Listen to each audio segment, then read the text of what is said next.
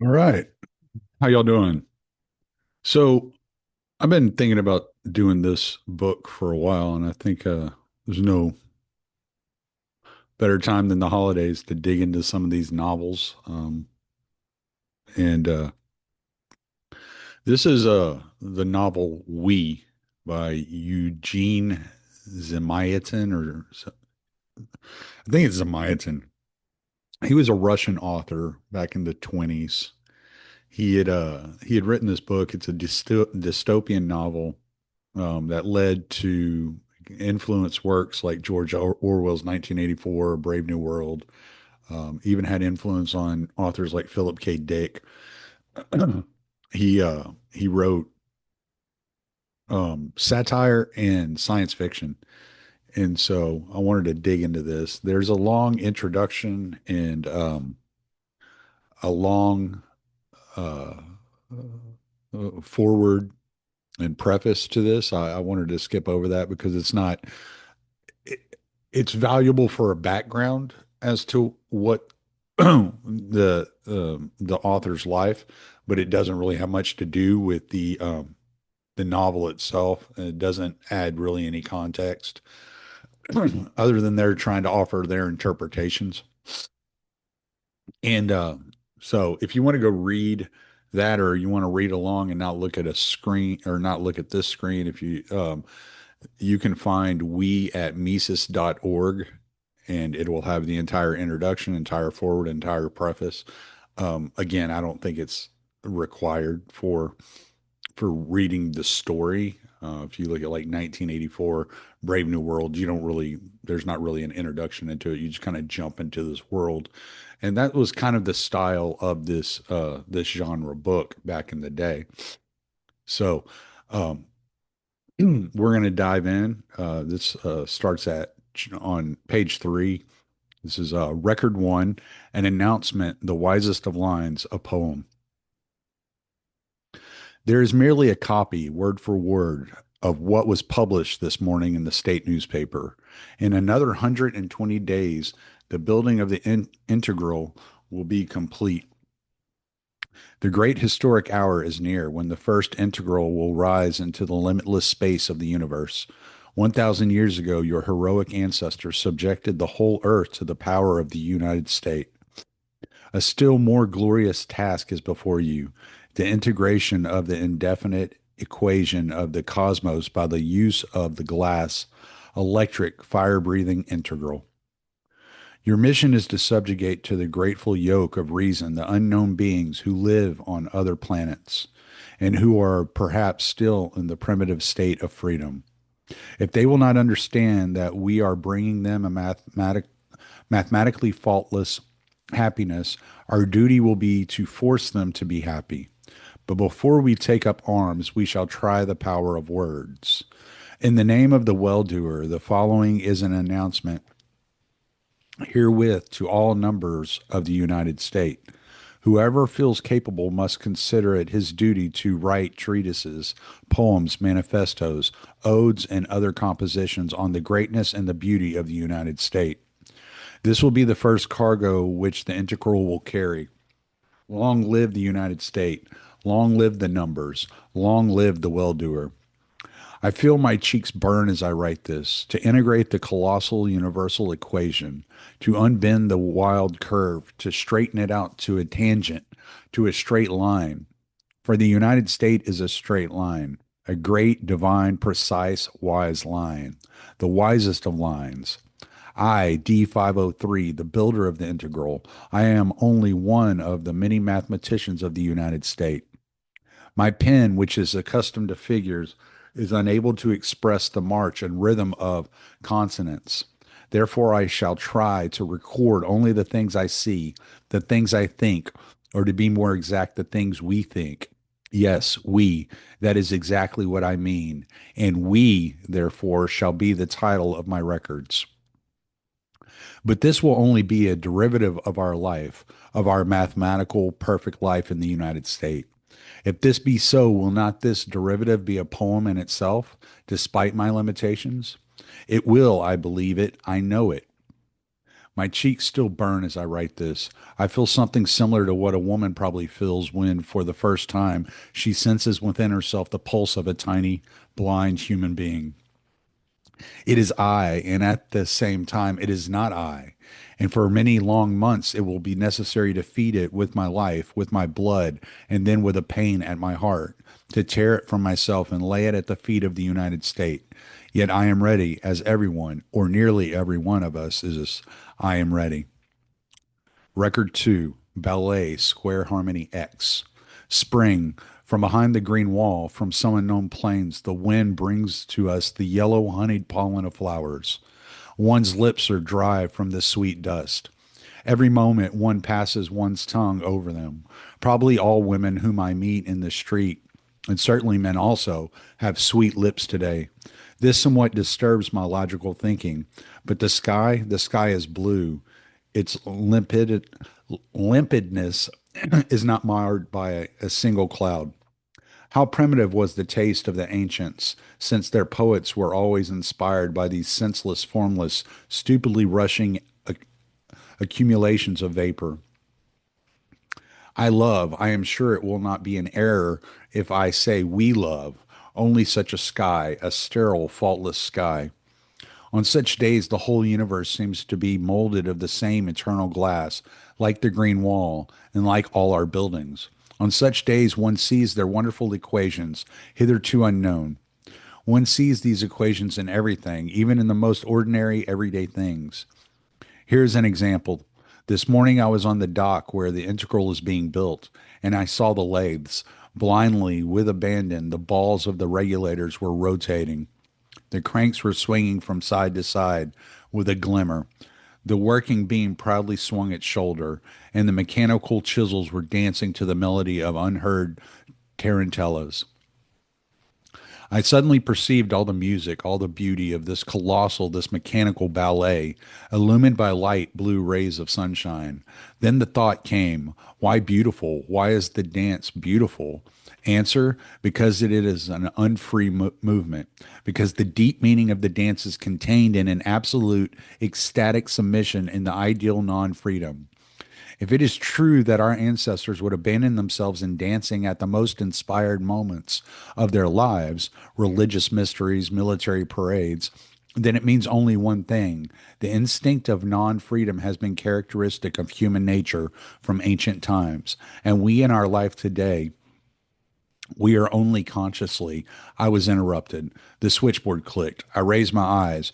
090, of course. In half a minute, she will be here to take me for the walk. Dear O, she always seems to me to look like her name, O.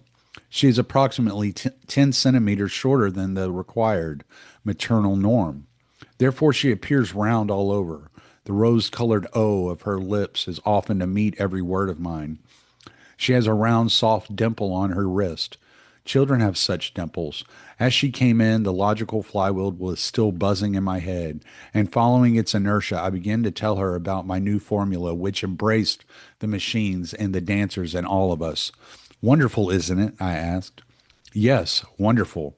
Spring, she replied with a rosy smile. You see? Spring. She talks about spring. Females. I became silent. We were in the street. The avenue was crowded. On days when the weather is so beautiful, the afternoon personal hour is usually the hour of the supplementary walk. As always, the big musical tower was playing the March of the United States with all its pipes. The numbers, hundreds, thousands of numbers in light blue unifs, probably a derivative of the ancient uniform, with golden badges on the chest. The state number of each one, male or female. The numbers were walking slowly, four abreast, exaltedly keeping step. We four, were but one of the innumerable waves of a powerful torrent. To my left, 090. If one of my long haired ancestors were writing this 1,000 years ago, he would probably call her by that funny word, mine. To my right, two unknown numbers, a she number and a he number. Blue sky, tiny baby suns in each one of our badges. Our faces are unclouded by the insanity of thoughts. Rays. Do you picture it? Everything seems to be made of a kind of smiling, a ray like matter. and the brass measure, tra-ta-ta-tom, tra-ta-ta-tom, stamping on the brassy steps that sparkle in the sun. With every step, you rise higher and higher into the dizzy blue heights. Then, as this morning on the dock, again I saw, as if for the first time in my life, the impeccably straight streets, the glistening glass of the pavement, the divine parallel parallel pipe parallelopipeds of the transparent dwellings, the square harmony of the grayish blue rows of numbers. And it seemed to me that not past generations, but I myself had won a victory over the old God and the old life, that I myself had created all this. I felt like a tower. I was afraid to move my elbow, lest the walls, the cupola, and the machine should fall to pieces. Then, without warning, a jump through centuries, I remembered, apparently through an association by contrast. A picture in the museum, a picture of an avenue of the 20th century, a thundering, many colored confusion of men, wheels, animals, billboards, trees, colors, and birds. They say all this once actually existed. It seemed to me so incredible, so absurd, that I lost control of myself and laughed aloud, a laugh as if an echo of mine reached my ear from the right. I turned. I saw white, very white, sharp teeth and an unfamiliar female face. I beg your pardon, she said, but you look about you like an inspired mythological god of this on the seventh day of creation. You look as though you are sure that I too was created by you, but no one but you. It was very flattering. It is very flattering. All this without a smile, even with a certain degree of respect. She may know that I am the builder of the integral. In her eyes, nevertheless, and on her brows, there was a strange, irritating X, and I was unable to grasp it, to find an arithmetical expression for it. Somehow I was confused, with a somewhat hazy mind. I tried logically to explain my laughter. It was absolutely clear that this contrast, this impassable abyss between the things of today and of years ago. But why impassable? What bright, sharp teeth! One might throw a bridge over that abyss. Please imagine a drum battalion rose. All this existed before, and consequently, oh, yes, it is clear, I exclaimed. It was a remarkable intersection of thoughts. She said almost in the same words the things I had written down before the walk. Do you understand? Even the thoughts. It is because nobody is one, but one of. We are all so much alike. Are you sure? I noticed her brows that rose to the temples in an acute angle, like the sharp corners of an X. Again, I was confused, casting a glance to the right, then to the left. To my right, she, slender, abrupt, resistantly flexible, like a whip, I 330. I saw her number now. To my left, O, totally different, all made of circles, with a childlike dimple on her wrist. And at the very end of our row, an unknown he number, double curved like the letter S. We were all so different from one another. The one to my right, I 330, apparently caught the confusion in my eye, for she said with a sigh, yes, alas. I don't deny that this exclamation was quite in place. But again, there was something in her face or in her voice with an abruptness unusual for me. I said, why, alas? Science is developing, and if not now, then within 50 or 100 years, even the noses will. Yes, noses. This time I almost shouted, since there is still a reason, no matter what, for envy, since my nose is button like and someone else's is.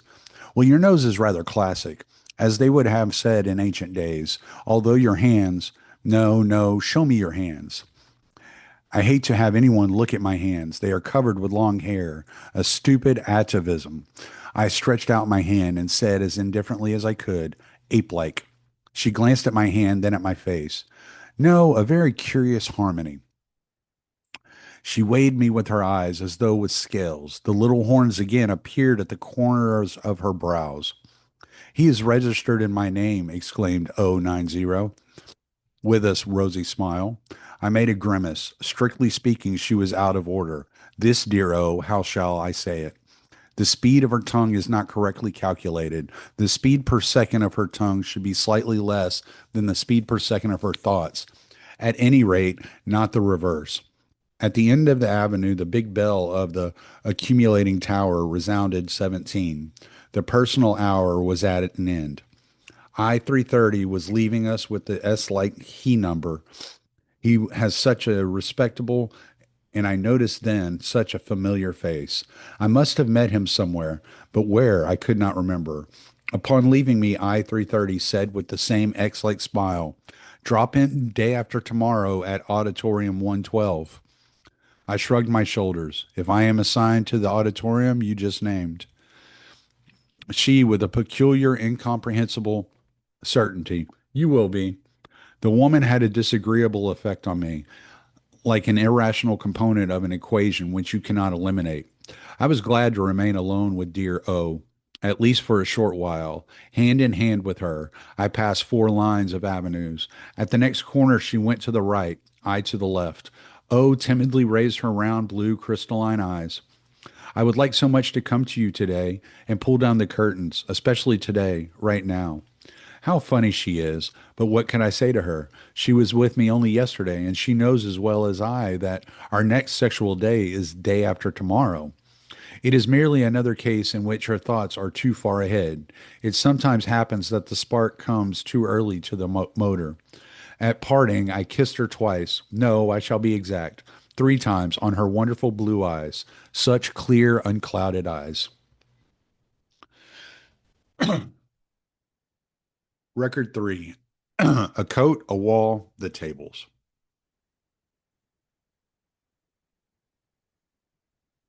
I looked over all that I wrote down yesterday, and I find that my descriptions are not sufficiently clear. That is, everything would undoubtedly be clear to one of us, but who knows to whom my integral will someday bring these records? Perhaps you, like our ancestors, have read the great book of civilization only up to the page of 900 years ago. Perhaps you don't know even such elementary things as the hour tables. Personal hours, maternal norm, Greenwall, well doer. It seems droll to me, and at the same time, it is very difficult to explain these things. It is as though, let us say, a writer of the 20th century should start to explain in his novel such words as coat, apartment, wife.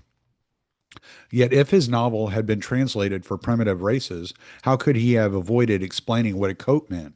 I am sure that the primitive man would look at a coat and think, "What is this for? It is only a burden, an unnecessary burden." I am sure that you will feel the same if I tell you that not one of us has ever stepped beyond the Green Wall since the 200 Years' War. But, dear readers, you must think, at least a little, it helps. It is clear that the history of mankind, as far as our knowledge goes, is a history of the transition from nomadic forms to more sedentary ones.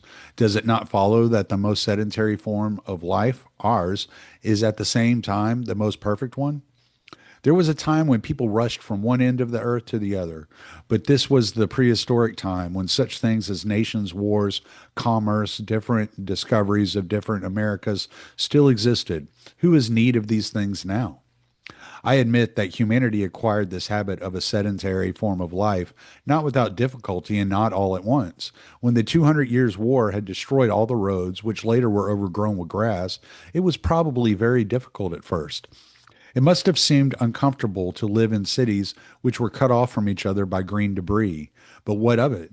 Man soon after he lost his tail probably did not learn at once how to chase away flies without its help. I am almost sure that at first he was even lonesome without his tail. But now, can you imagine yourself with a tail? Or can you imagine yourself walking in the street naked without clothes? It is possible you go without clothes still. Here we have the same case. I cannot imagine a city which is not surrounded by a green wall. I cannot imagine a life which is not surrounded by the figures of our tables. Tables. Now, even purple figures look at me austerely yet kindly from the golden background of the wall. Involuntarily, I am reminded of the thing which was called by the ancients sainted image, and I feel a desire to compose verses or prayers which are the same. Oh, why am I not a poet? So as to be able to glorify the tables properly, the heart and pulse of the United States. All of us, and perhaps all of you, read in childhood while in school that greatest of all monuments of ancient literature, the official railroad guide. But if you compare this with the tables, you will see side by side graphite and diamonds. Both are the same, carbon. But how eternal, transparent, how shining the diamond. Who does not lose his breath when he runs through the pages of the guide? The tables transformed each one of us, actually into a six wheeled steel hero of a great poem.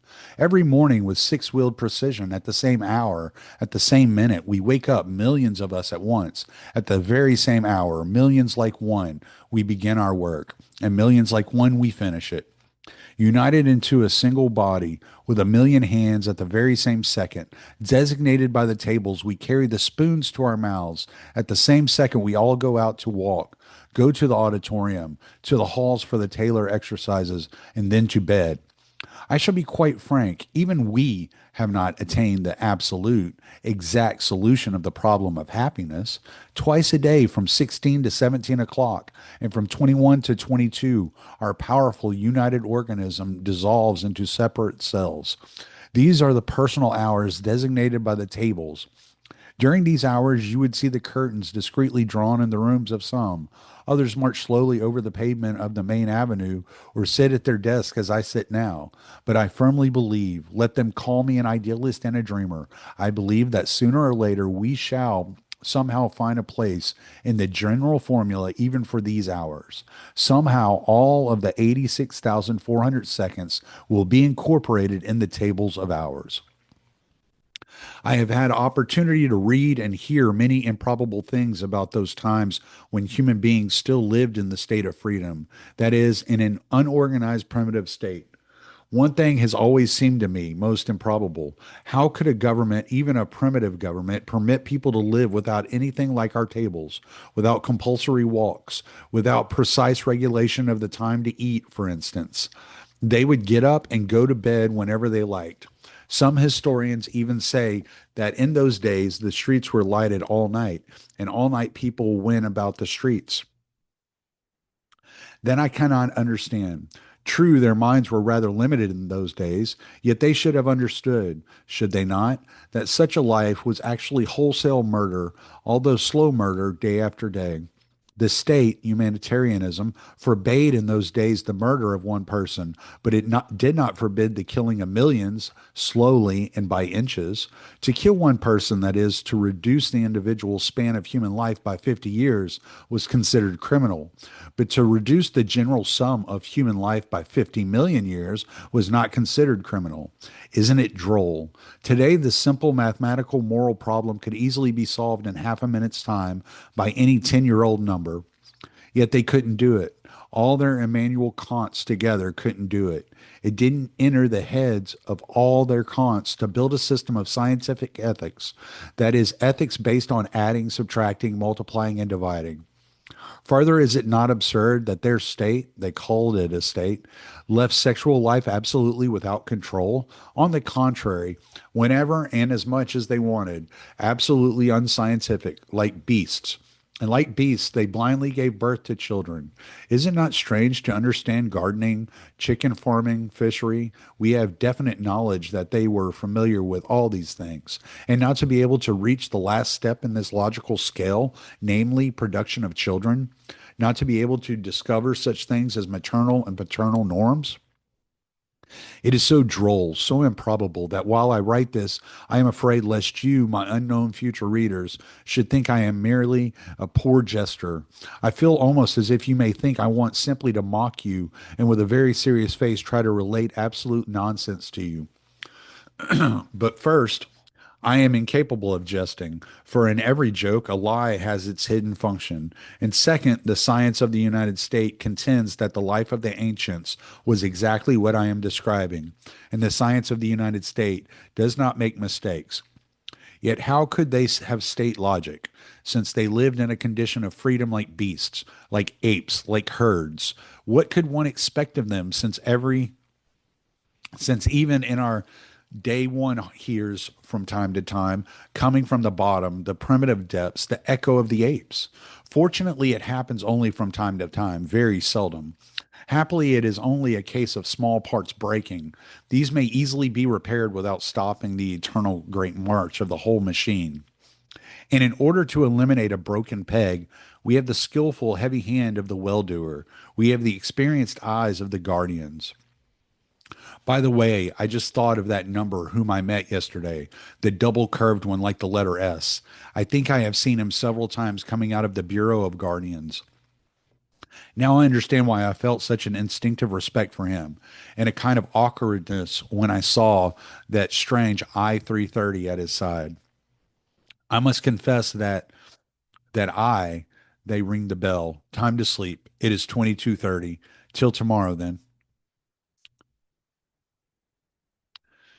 Record 4. The Wild Man with a Barometer Epilepsy If. Until today, everything in life seemed to me clear. That is why I think I always had a sort of partiality toward the word clear. But today, I don't understand. First, I really was assigned to Auditorium 112, as she said, although the probability was 500 to 10 million or 1 to 20,000. 500 is the number of auditoriums, and there are 10 million numbers. And second, but let me relate things in proper order. The auditorium, an enormous half globe of glass with the sun piercing through, the circular rows of noble globe like, closely shaven heads. With joy in my heart, I looked around. I believe I was looking in the hope of seeing the rose colored sky, the dear lips of O somewhere among the blue waves of the Unifs. Then I saw extraordinarily white, sharp teeth, like the. But no. Tonight at 21 o'clock, O was to come to me. Therefore, my desire to see her was quite natural. The bell. We stood up, sang the hymn of the United States, and our clever phono lecturer appeared on the platform with a sparkling golden loudspeaker. Respected numbers not so long ago, our archaeologists dug up a book written in the 20th century.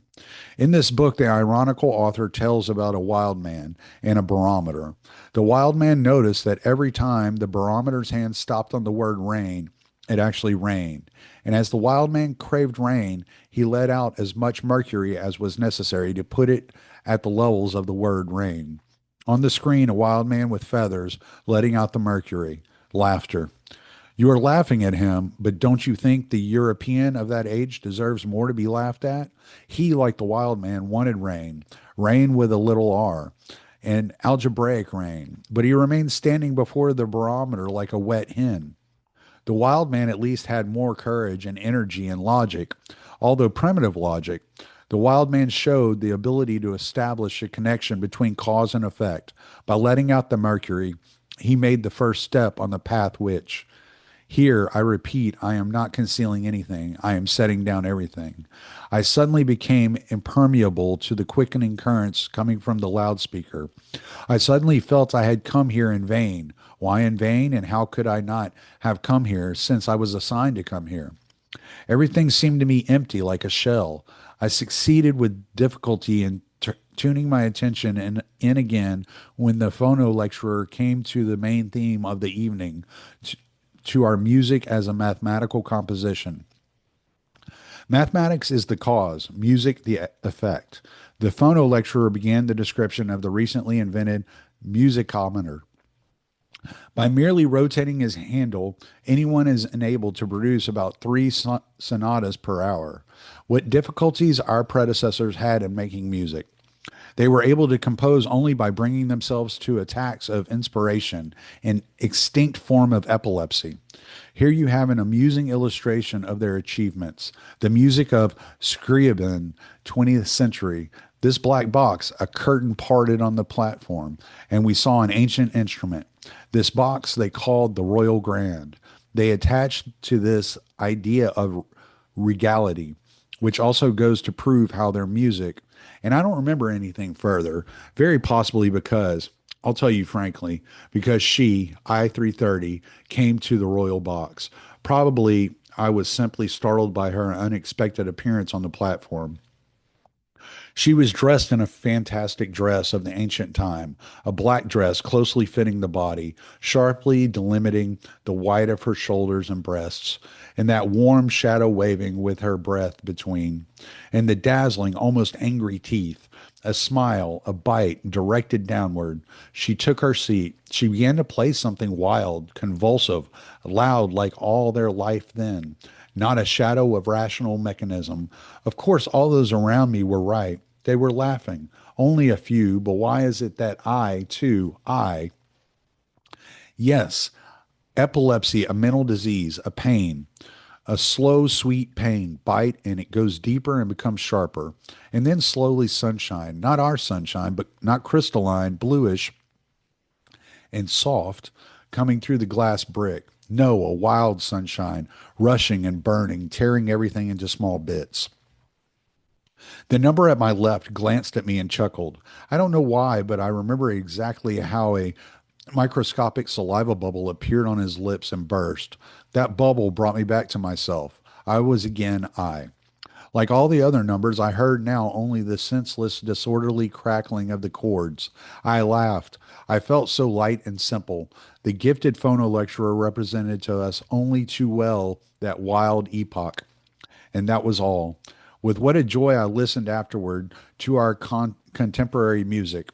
It was demonstrated to us at the end of the lecture for the sake of contrast, crystallized, chromatic, scales converging and diverging into endless series in synthetic harmony of the formula of Taylor and Maclaurin, wholesome, square, and massive like the trousers of Pythagoras. Sad melodies dying away in waving movements, the beautiful texture of the spectrum of planets dissected by Fraunhofer lines. What magnificent, what perfect regularity, how pitiful the willful music of the ancients, not limited except by the scope of their wild imaginations. As usual, in good order, four abreast, all of us left the auditorium. The familiar double curved figure passed swiftly by. I respectfully bowed. Dear O was to come in an hour. I felt agitated, agreeably and usefully. Home at last. I rushed to the house office, handed over to the controller on duty my pink ticket, and received a certificate permitting the use of the curtains. This right exists in our state only for the sexual days. Normally, we live surrounded by transparent walls, which seem to be knitted of sparkling air. We live beneath the eyes of everyone, always bathed in light. We have nothing to conceal from one another. Besides, this mode of living makes the difficult and exalted task of the guardians much easier. Without it, many bad things might happen. It is possible that the strange, opaque dwellings of the ancients were responsible for their pitiful, selfish psychology. My sick home is my fortress. How did they manage to think such things? At 22 o'clock, I lowered the curtain. At the same second, O came in smiling, slightly out of breath. She extended me her rosy lips and her pink ticket. I tore off the stub, but I could not tear myself away from the rosy lips up to the last moment. 22:15. Then I showed her my diary and I talked. I think I talked very well on the beauty of a square, a cube, a straight line. At first, she listened so charmingly. She was so rosy. Then suddenly a tear appeared in her blue eyes. Then another, and a third fell straight on the open page. Page 7. The ink blurred. Well, I shall have to copy it again. My dear O, if only you, if, what if? If what? Again, the old lament about a child, or perhaps something new regarding the other one. Although it seems as though some, but that would be too absurd.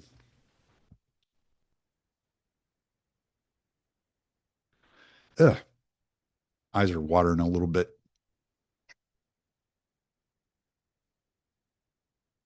Record 5. This will be the last chapter record that we go through for this recording, and we'll pick up on record 6 on the next recording. Record 5. The square, the rulers of the world, an agreeable and useful function. Again with you, my unknown reader, I talk to you as though you were, let us say, my old comrade R13, the poet with the lips of a Negro. Well, everyone knows him. Yet you are somewhere on the moon, or on Venus, or on Mars. Who knows you? Where and who are you?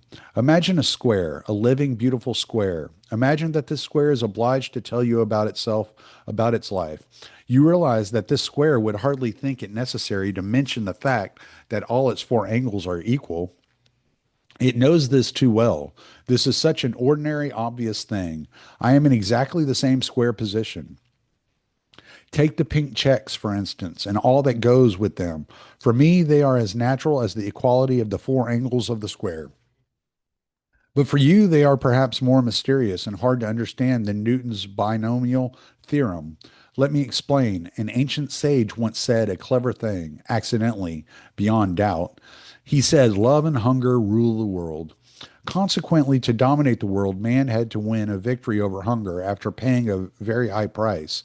I refer to the Great 200 Years' War, the war between the city and the land. Probably on account of religious prejudices, the primitive peasants stubbornly held on to their bread. In the 35th year before the foundation of the United States, our contemporary petroleum food was invented. True, only about two-tenths of the population of the globe did not die out, but how beautifully shining the face of the earth became when it was cleared of its impurities. Accordingly, the point two which survived have enjoyed the greatest happiness in the bosom of the United States. But is it not clear that supreme bliss and envy are only the numerator and the denominator, respectively, of the same fraction, happiness? What sense would the innumerable sacrifices of the 200 years' war have for us if a reason were left in our life for jealousy? Excuse me. Yet such a reason persists because there remain button like noses and classical noses, our conversation during the promenade. For there were some whose love was sought by everyone, and others whose love was sought by no one. Naturally, having conquered hunger, that is, algebraically speaking, having achieved the total of bodily welfare, the United States the United States directed its attack against the second ruler of the world, against love. At last, this element also was conquered, that is, organized and put into a mathematical formula. It is already 300 years since our great historic Lex Sexualis was promulgated. A number may obtain a license to use any other number as a sexual product. The rest is only a matter of technique. You are carefully examined in the laboratory of the sexual department, where they find the content of the sexual hormones in your blood, and they accordingly make out for you a table of sexual days.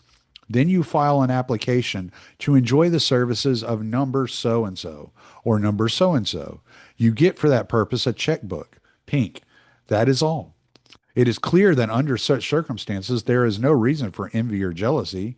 The denominator of the fraction of happiness is reduced to zero, and the whole fraction is thus converted into a magnificent infiniteness.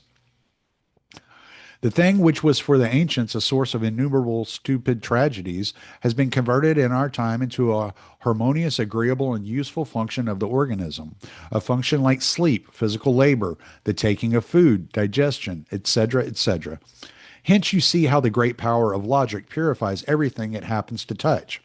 Oh, if only you unknown readers can conceive this divine power, if you will only learn to follow it to the end. It is very strange. While I was writing today of the loftiest summit of human history, all the while I breathed the purest mountain air of thought. But within me it was and remains cloudy, cobwebby, and there is a kind of cross-like four-pawed X. Or perhaps it is my paws, and I feel like that only because they are always before my eyes, my hairy paws. I don't like to talk about them. I dislike them. They are a trace of primitive epoch. Is it possible that there is in me? I wanted to strike out all this because it trespasses on the limits of my synopsis. But then I decided, no, I shall not. Let this diary give the curve of the most imperceptible vibrations of my brain, like a precise seismograph. For at times such vibrations serves as forewarnings. Certainly this is absurd. This certainly should be stricken out. We have conquered all the elements. Catastrophes are not possible anymore. Now everything is clear to me. The peculiar feeling inside is a result of that very same square situation of which I spoke in the beginning. There is no X in me. There can be none. I am simply afraid lest some X will be left in you. My unknown readers, I believe you will understand that it is hard for me to write than it ever was for any author throughout human history. Some of them wrote for contemporaries, some for future generations, but none of them ever wrote for their ancestors or for beings like their primitive, distant ancestors. All right. Like I said, we will pick this up at next week.